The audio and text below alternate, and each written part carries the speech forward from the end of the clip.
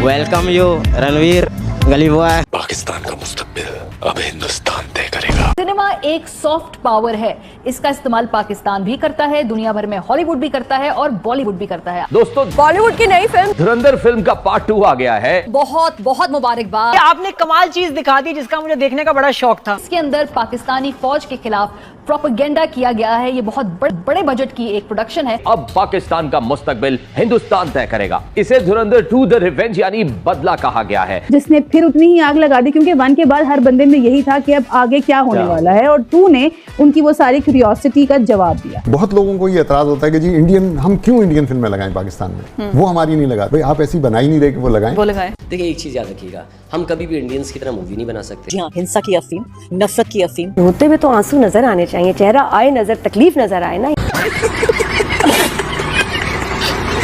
अभी तक पाकिस्तान तक तो नहीं पहुंची है। रहा नहीं जा रहा इनसे मूवी देखे बगैर। इंडिया वालों ने फिल्म बना ली है। हाँ भाई हाँ, तो हमसे तो पूछते अब तू है कौन? कि हम भी उनको ये गलियां दिखाते लियारी के कि कैसे गली है। हमारे मतलब आपको मत सिखा, चल। फाड़ू मूवी धुरंधर 2 ने पूरी दुनिया की फाड़ दी है, खासकर पाकिस्तान की तो मतलब फाड़ के क्या ही कर दिया है। हाय हाय। अभी रिसेंटली हम आपको बताएं कि भारत में एक कोऑर्डिनेटेड एफर्ट सामने दिखाई देती है उनके मीडिया की जानिब। हमारी एक बहुत बड़ी ट्रेजेडी है कि जिसने 2 ड्रामे देखे हैं वो ड्रामों का एक्सपर्ट है, जिसने 2 फिल्में देखी हैं वो फिल्मों का एक्सपर्ट है। ये है तारीफ। आप अपने घर का गंद दिखाएं, अपने घर के अंदर का गंद दिखाएं, उस पर फिल्में बनाएं। बोलने दे, तकलीफ हुआ है बेचारे को।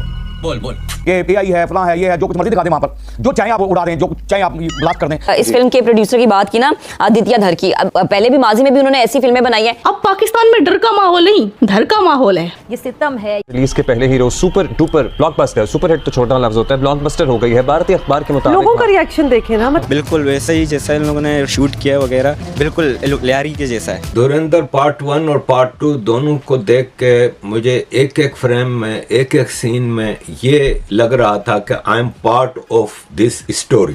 तुरिंदर पार्ट 2 रिलीज हुआ। तुरिंदर है हाँ। तो उसके बाद ना पाकिस्तान में वापस वही सब स्टार्ट हो चुका है कि प्रोपेगेंडा हो रहा है और ये सब।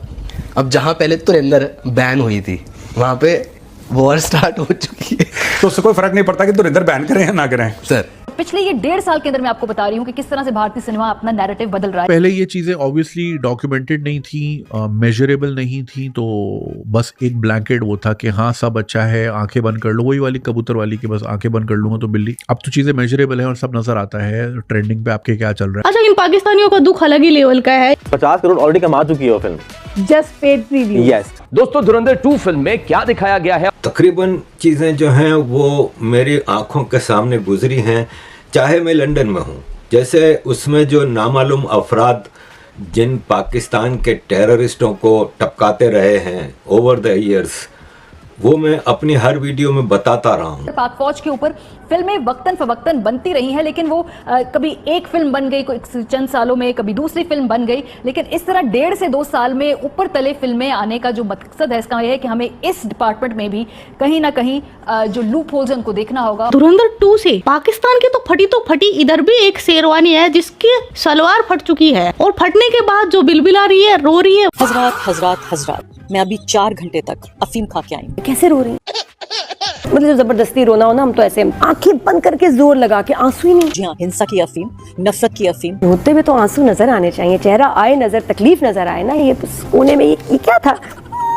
वो पता नहीं रो रही, जब भी रोती है वो अजीब सा रो रही है। सही बोल रही है यार, अच्छे से रो, मतलब आंसू निकलने चाहिए, ऐसे रो, ऐसे क्या मजा नहीं आ रहा। अभी फील लाओ, थोड़ा अच्छे से एक्टिंग करो रोने की। सबसे पहले तो हमारे पास है रिवेंज ड्रामा धुरंधर 2। इसके अलावा ये नकली नोट का जो है वो नोटबंदी वाला जो सिलसिला हुआ है उसके हवाले से, खानानी ब्रदर्स के हवाले से, लियारी गैंग के हवाले से एक चीज मेरे सामने आती रही। आग लगा दी है भाई, हर जगह वही है। पहले तो धुरंधर 1, उसका जो पहला पार्ट था उसने ही हर तरफ तहलका मचा दिया। 1300 करोड़ का business, can you even imagine? Yes. तालियां आदित्य धर के लिए, तालियां। मैं बात कर रही हूँ धुरंधर 2 की, अमेजिंग मूवी। 60+ का ड्रामा चल रहा है ना कि 1900 करोड़ तो 500 करोड़, तो वो इससे छोटी तो कम बात ही नहीं हो रही ना वहाँ पर। 1000 करोड़ तो कुछ है ही नहीं, है ही नहीं वहाँ पे। वहाँ बन रही हैं 1000 फिल्में, इसलिए आपको एक्टर हर टाइप के मिल रहे हैं। यहाँ पे बन रही हैं 22 फिल्में, मैक्सिमम जो बनी है 22। उसमें आप क्या एक्सपेक्ट करेंगे? नबील का भी आउट ऑफ कंट्रोल परफॉर्मेंस। और तो यहाँ हमारे अब्बा, तो मैं कनेक्ट नहीं कर पा रही क्या हो गया अब्बा को, लेकिन पिछले सीन उनके बड़े अच्छे जबरदस्त गुजरे थे। आप उस वक्त इंडियन फिल्म को बैन करें जब पाकिस्तान खुद 100 फिल्में बनाने लगे। अच्छा, एक पाकिस्तानी रिपोर्टर गई पाकिस्तानी पब्लिक के बीच और उसने पूछा अगर सच में रणवीर सिंह लियारी आ जाए, अगर रणवीर आ गए तो क्या टिप्स देंगे उनको यहाँ? Welcome you Ranveer. मैंने देखा ही नहीं है तो वेलकम कैसे करूंगी बेटा? देखा होता तो वेलकम करूंगी ना मेरी जान। कुछ नहीं दिखाऊंगी, मैं तो गैर आदमी से बात ही नहीं करती ज्यादा। हम मिले तो सीन पूरा हिले करके कतल्लम लाशनी गिने, लियारी के लड़के सारे सर फिरे। यो दिस इज लियारी यहाँ, ओके? चौधरी असलम बन के आ रहे तो बोला वापस चले जाओ आप यहाँ से। डर गई। लियारी कराची का पाकिस्तान की माँ है। पाकिस्तान के माँ बहन। मजा आया। शूटिंग में ना खूब शोशा करते हुए दिखाई देते हैं। मेन चीज इसमें नोटिस की है कि हमेशा ये जितनी भी मूवीज है वो पाकिस्तान के अगेन बनाते हैं। रिपोर्ट में ये राज फाश किया गया था कि बॉलीवुड प्रोड्यूसर्स ऐसे फिल्मी इनाम के हुकूक महफूज करवा रहे हैं जिनमें मिशन सिंदूर हो गया, सिंदूर ऑपरेशन हो गया, सिंदूर, द रिवेंज और द पहलगाम टेरर शामिल है। जलीना, तेरी भी जलीना। आदित्य धर ने फिल्म क्राफ्ट को जिस लेवल पर रख दिया उठाकर, जिसने फिर उतनी ही आग लगा दी, क्योंकि 1 के बाद हर बंदे में यही था कि अब आगे क्या होने वाला है, और 2 ने उनकी वो सारी क्यूरियोसिटी का जवाब दिया। 4-10 फिल्में जिसने देख ली वो अपने आप को फिल्मों का एक्सपर्ट, वो आपको बताने लग जाता है कि फिल्म बनती कैसे। फिल्म के जिस गुलदान में उन्होंने धुरंधर 2 सजा दी है और धुरंधर 1, वैसे फूल सजाना अब आगे इंडिया के डायरेक्टर्स के लिए बड़ा ही मुश्किल काम होगा। और मेरे ख्याल से देखने वालों ने ये भी शिकायत की कि आपने रहमान डकैत को पहले में मार दिया, अब हम दूसरा नहीं देखेंगे, क्योंकि एवरीवन लव्ड हिम। मैं कह रही थी कि यार ये क्या मूवी बना दी, मुझे नहीं समझ आ रही कि जो आदित्य धर है वो क्या है वो बंदा। सबसे बड़ी एक कंट्रोवर्सी क्रिएट हो गई है। इंडिया के मुसलमान तो आग बगूला हो चुके हैं, वो कह रहे हैं हम नहीं मानते जुल्म के ये ज़ाब्ते, ये धुरंधर क्यों बनाई है? अब वो अतीक अहमद का जो रोल दिया है, तो अतीक अहमद के बैकग्राउंड से कौन वाकिफ नहीं है? धुरंधर बनी, इसमें तो पाकिस्तान को एतराज होना चाहिए ना। और इंडिया के मुसलमान जो हैं वो इसलिए आग बगूला हो रहे हैं कि देखो जी इसके अंदर जितने भी दहशतगर्द दिखाए हैं सारे मुसलमान हैं।